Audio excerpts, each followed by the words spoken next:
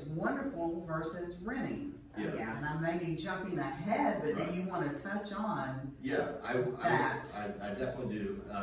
We were talking about that earlier. Yeah. When you buy a house, you're gaining appreciation, equity in the house through the appreciation. So if you buy a house at 200,000 and 10 years later it's 300,000, which we saw those gains in 1 year last year. But let's say it goes from 200 to 300, you gained 100,000 in equity that you would not have gotten if you were renting. You would have lost out on that equity.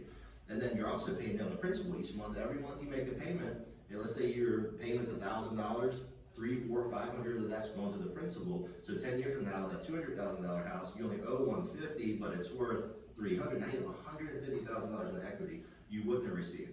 Now on top of that, your payment, for the most part, is going to be exactly the same 10 years from now. Yeah. Whereas if you're renting, there's a good chance that rent you're paying is increased a good bit 10 years from now. So you have stabilized your expenses for a 30-year term or whatever it is versus rent being so inconsistent or having to move all the time because you get kicked out or they're selling the house so you have to move out or whatever the case is. So purchasing is almost always, I only have to say almost because nothing's guaranteed, but almost always better than renting. Absolutely it is.